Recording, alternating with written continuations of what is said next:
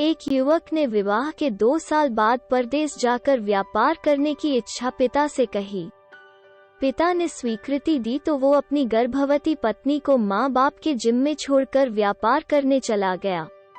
परदेश में मेहनत से बहुत धन कमाया और वो धनी सेठ बन गया।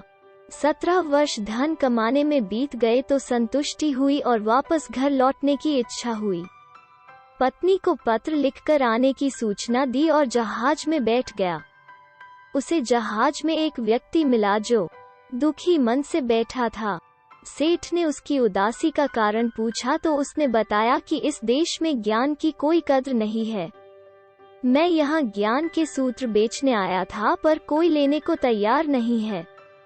सेठ ने सोचा, इस देश में मैंने बहुत धन कमाया है और यह मेरी कर्म भूमि है, इसका मान रखना चाहिए। उसने ज्ञान के सूत्र खरीदने की इच्छा जताई। उस व्यक्ति ने कहा, मेरे हर ज्ञान सूत्र की कीमत 500 स्वर्ण मुद्राएं हैं। सेठ को सौदा तो महंगा लग रहा था, लेकिन कर्मभूमि का मान रखने के लिए 500 स्वर्ण मुद्राएं दे दी। व्यक्ति ने ज्ञान का पहला सूत्र दिया, कोई भी कार्य करने से पहले 2 मिनट रुककर सोच लेना। सेठ ने सूत्र अपनी किताब में लिख लिया। कई दिनों की यात्रा के बाद रात्रि के समय सेठ अपने नगर को पहुंचा।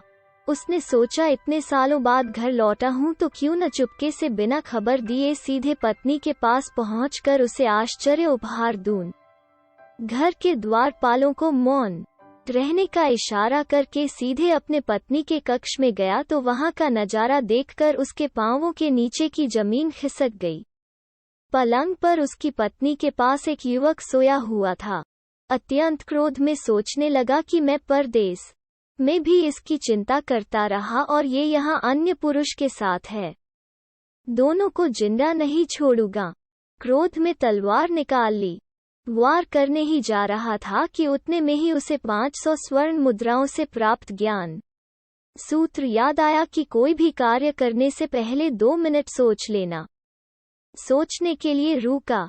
तलवार पीछे खींची तो एक बर्तन से टकरा गई। बर्तन गिरा तो पत्नी की नींद खुल गई।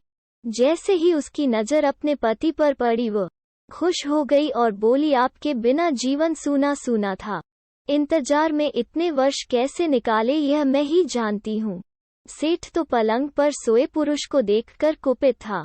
पत्नी ने युवक को उठाने के लिए कहा, बेटा जाग, तेरे पिता आए हैं। युवक उठकर जैसे ही पिता को प्रणाम करने झुका, माथे की पगड़ी गिर गई। उसके लंबे बाल बिखर गए। सेठ की पत्नी ने कहा, स्वामी ये आपकी बेटी है। पिता के बिना इसके मान को कोई आंच न आए, इसलिए मैंने इसे बचपन से ही पुत्र के समान ही पालन पोषण और संस्कार दिए हैं। यह सुनकर सेठ की आंखों से अश्रुधारा बह निकली। पत्नी और बेटी को गले लगाकर सोचने लगा कि यदि आज मैंने उस ज्ञान सूत्र को नहीं अपनाया होता तो जल्दबाजी में कितना अनर्थ हो जाता। मेरे ही हाथों मेरा निर्दोष परिवार खत्म हो जाता। ज्ञान का यह सूत्र उस दिन तो मुझे महंगा लग रहा था, लेकिन ऐसे सूत्र के लिए तो 500 स्वर्ण मुद्राएं बहुत कम हैं।